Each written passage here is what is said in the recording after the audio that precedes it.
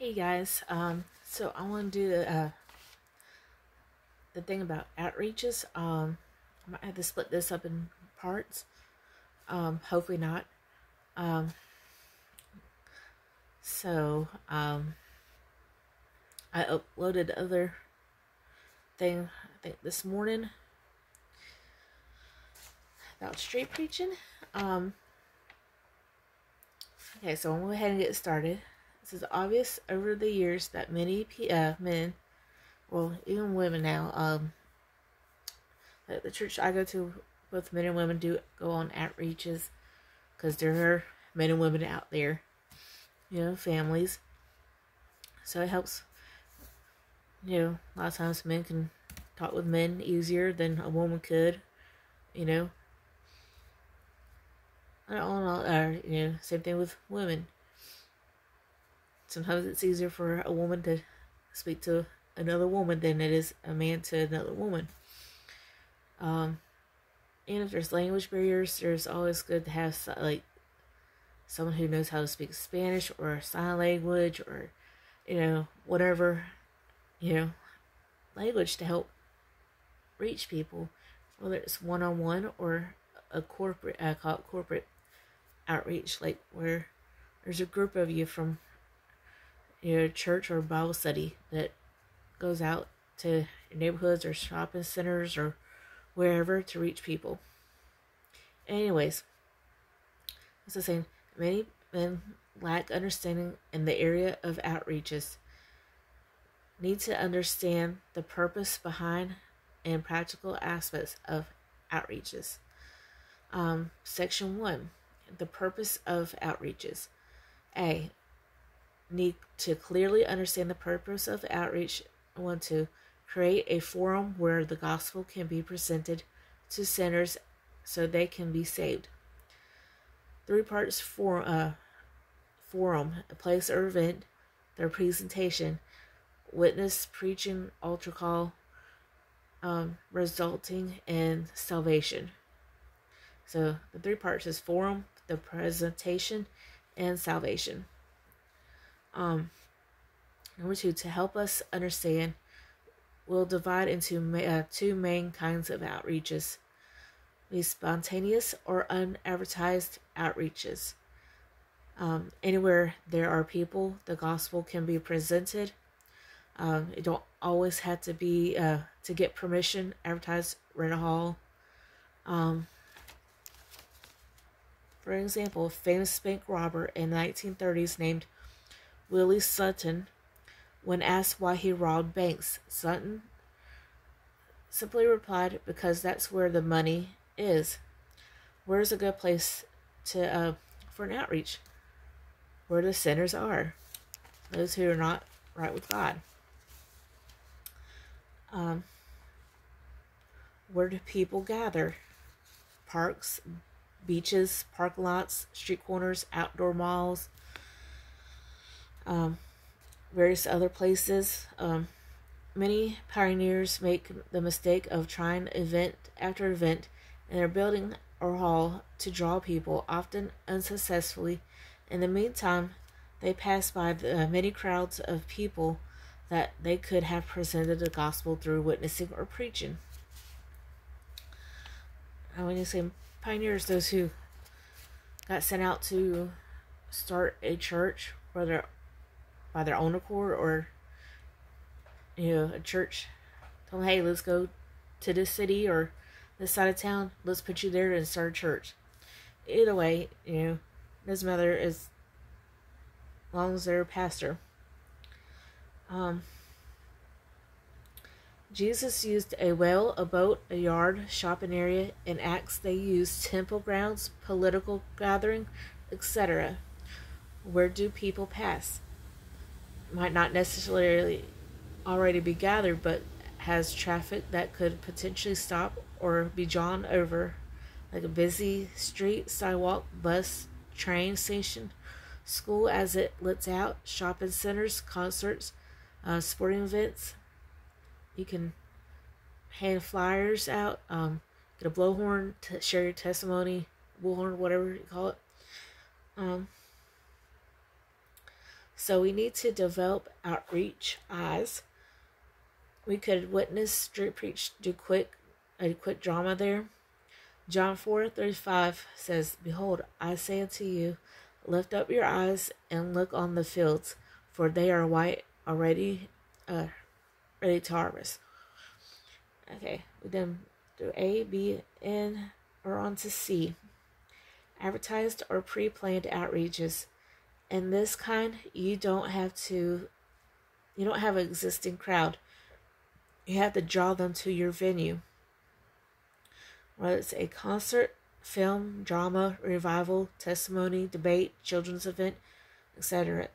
This kind takes a lot of work, planning, preparation, advertising, etc. 3 things to remember. A, they have to know about it. B, they have to be able to find it. And C, sometime to arrange to be there. Number 2, section 2, the practicals of outreaches. A, pray. Pray for directions. Perhaps God will give you a strategy or a place you hadn't considered. 2, for help. For God to draw people to or come to the contact with open hearts. Acts 16:14. One of those listening was a woman named Lydia. The Lord opened her heart to respond to Paul's message. B, ponder. Think about it. Number 1, what has worked well in the past? 2, what has worked well for other guys in the area? And 3, what is appropriate for our area, our people? Like what's surrounding the church?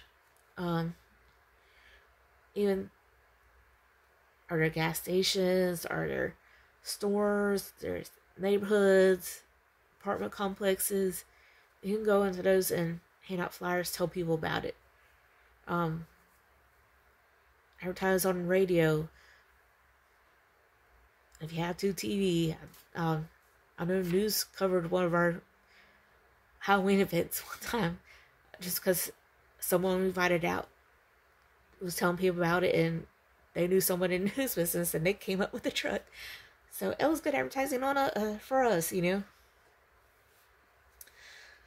Okay, see, prepare. Number 1, permission. Do you need a permit for your event? Arrange it. 2, insurance. Some halls or buildings require an insurance rider for your insurer. 3, in advance. You should be planning and booking your events many weeks or months in advance. Some centers do have organized lives. Not everyone is willing to change their whole night tonight. It's discouraging to hear centers say, "I would have loved to come, but I have plans tonight." Maybe with more advance warning they could. 2, when pioneering and showing films, I would generally show one film 3 times, Friday, Saturday, Sunday, as I would have people say, "Love to come, but it's bowling on Friday, visiting grandma on Sunday, but I could come Saturday, just a thought."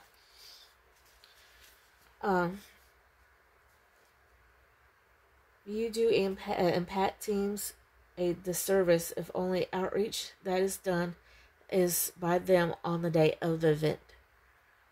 So if you have people coming from other churches or areas that are willing to help, you know, don't wait till then to do all the outreach and handing out flyers. If you have flyers or posters, you know. Location. You want to maximize chance at drawing the most people. Visibility. Is it easy to see on the main road? Is it known? Do the locals know the building or nearby building?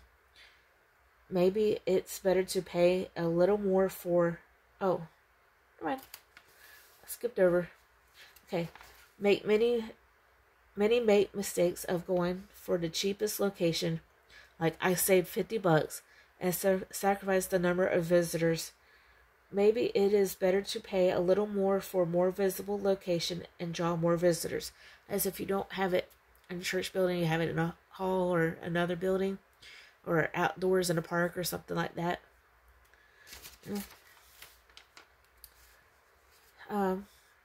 Danger. In large cities, it's not smart to have an event in dark, dangerous areas in the hood at night.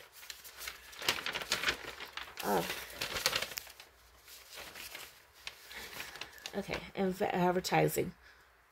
No one will come if they don't know about it. Our job is to let as many people as possible know. Make it look good. I've seen hand-drawn flyers or look like printed on toilet paper. They were cheap, but never is in successful churches. I mean, if you're new and that's all that you have, then okay. But our pastors had to have hand-drawn flyers when they first started out in their home. Now that we got a church building, we got a good amount of people, we spend that money to get better looking flyers. So, and banners and stuff like that.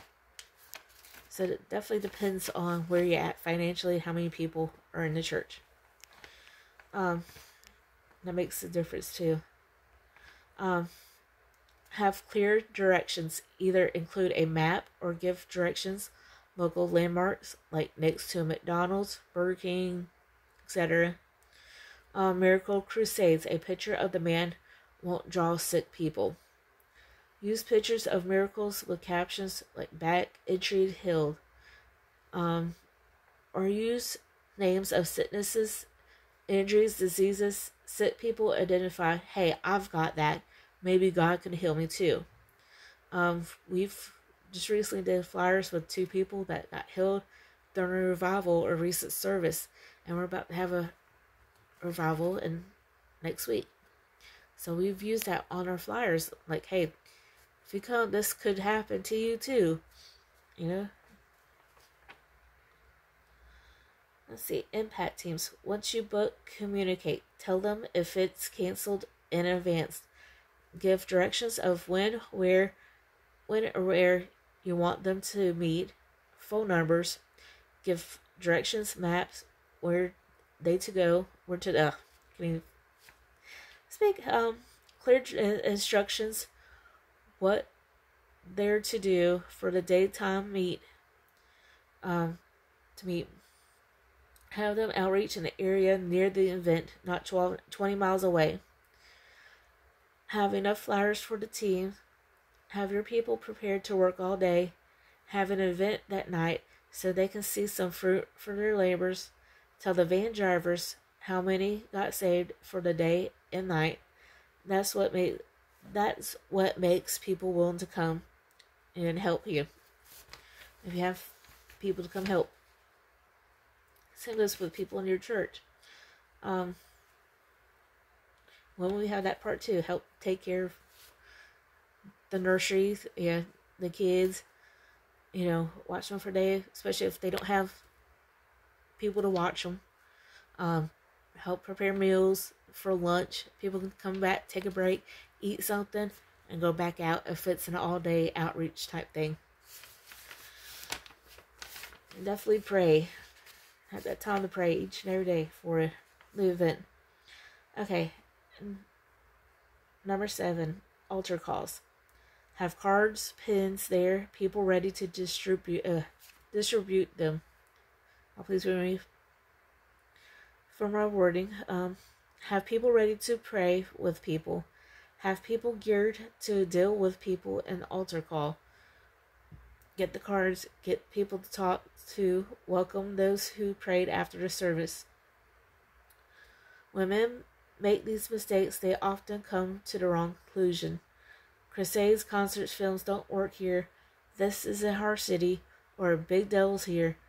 Maybe the truth is you just planned and advertised badly before. And the last part, section number 3, the power of outreaches. While we do advertise, outreach must be more than passing pieces of paper. That's number A. Jesus didn't invite to events. He challenged about sin, gave hope to for their needs. Many times we are simply promoting an event instead of promoting salvation. 2. Historically, the most likely people to or person to come to our events and respond are those already touched with the gospel. God works on and blesses seed that is sown, not paper that is passed. Isaiah 55:11 says, "So shall my word be that goeth forth out of my mouth. It shall not return unto me void, but it shall accomplish that which I please, and it shall prosper in the thing whereto I sent it." God's word is what he promises will not return void. B.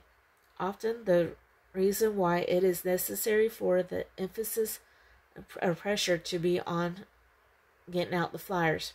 Number 1, because of poor planning, not enough advanced preparation, enough teams outreach for day of event. A.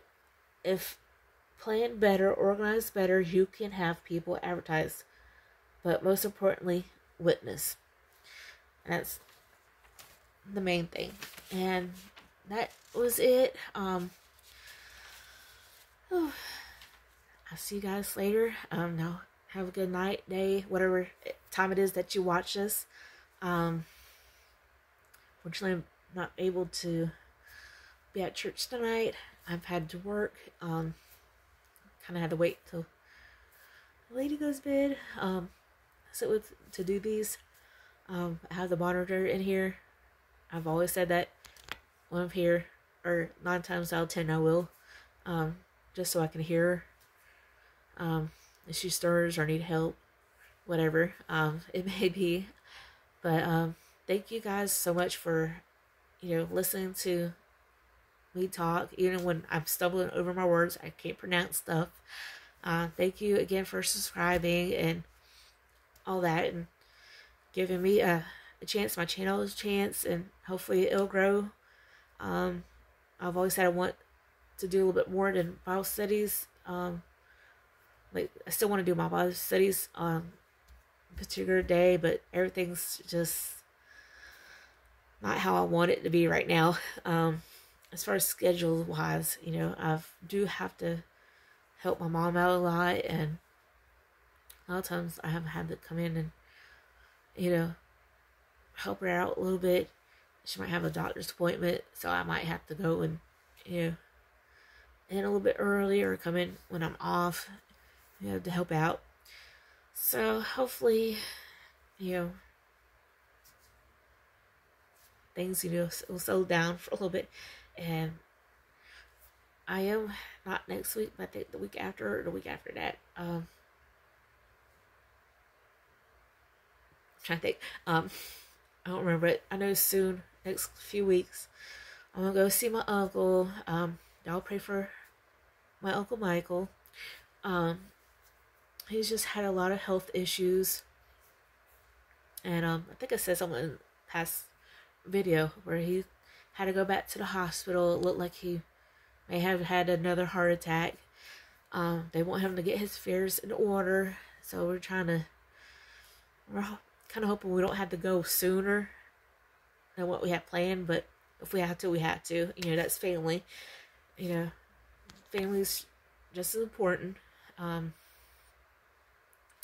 So we'll probably have to go up there. We're going to work our butts off trying to help clean and organize that house again. I've had to do it on and off for a whole year. 2 years ago. We did a little bit last year, but not a whole bunch.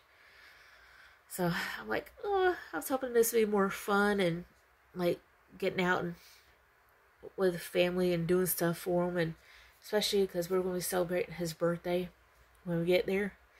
And my mom's, because they're 2 days apart. They're 5 years and 2 days apart. So it's kind of, we're celebrating it together. So at least he'll be making, I'm believing God he's going to be making it through his birthday. Sometimes, speaking of, our words do have power. We do have to be careful with the words we say, even about ourselves. We got to be careful of that because it brings life or death over us, people, what we speak. And we can bless or curse people, even ourselves, if we're not careful. I know 2 years ago, he said, "Oh, I'm not going to make my 73rd birthday, I want to die just like my dad." And I'm like, well, first of all, your dad, my people, had cancer, and he didn't take care of himself and then decided to do stuff until it was too late. He was already stage 4. And I was like, well, you can change that. You don't, I was like, you gotta be careful with what you speak about or yourself. Because you will die if you don't. And if you don't take care of yourself like you should, you are going to die like sooner than what you want. And he's still here 2 years later. So, sometimes you gotta like remind people like, hey, you need to knock that off, You don't have to be mean about it, but it's just like, hey, I love you enough to say, hey, you knock that off. No, let's get in a right mind frame, So, yeah.